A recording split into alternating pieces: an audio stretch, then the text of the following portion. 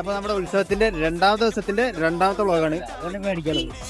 അപ്പോ ഭയങ്കര തിരക്കാട്ടെ, റോഡൊക്കെ ഭയങ്കര തിരക്കാണ്. ഓരോ ദിവസം കൂടുന്തോറും നമ്മളെ ഉത്സവം നല്ല ഗംഭീരമായിട്ട് ആൾക്കാരും കൂടിക്കൊണ്ടിരിക്കുകയാണ്. പോകുമ്പോ റോട്ടുമ്മ കൂടിയൊക്കെ നടന്ന് റോഡൊക്കെ കണ്ട് ബ്ലോക്കാക്കി പോകുമ്പോ അപ്പോഴാണ് ഉത്സവത്തിന്റെ ഇതില്ലേ റോഡുമ്മ കൂടിയൊക്കെ നടന്ന് റോഡ് ബ്ലോക്കാക്കി പോകുമ്പോഴാണ് ഉത്സവത്തിന്റെ ഒരു വരവറിയിക്കുക. അപ്പോൾ ഉത്സവത്തിന്റെ ഒരു വൈബ് വരുള്ളൂ. ഇതൊന്നും ഞാൻ ബ്ലോക്കാക്കില്ല, ടെക്ക് കുറച്ചിൽ മാത്രമേ ഉള്ളൂ. അങ്ങനെ നമ്മൾ ഉത്സവ പറമ്പിലേക്ക് എത്തിയപ്പോൾ നല്ല തിരക്കുണ്ട്. പരിപാടിയും തുടങ്ങി. നമ്മളൊന്ന് കുറച്ച് നേരം വൈകിട്ട് വന്ന് കുറച്ചു നേരം പരിപാടി ഉണ്ട്. ഇന്ന് മൂലക്കത്തെ ബാൻഡ് സെറ്റ് കാണാൻ പോയി. ഇതിന്റെ ഇടയിൽ ഇങ്ങനെ ഓരോ സ്ഥലത്ത് പോയാക്കല്ലേ നമ്മളെ പണി. ഇതൊക്കെ കേട്ടിറങ്ങി അവിടുത്തെ അച്ഛൻ ഒരേ പൊളി.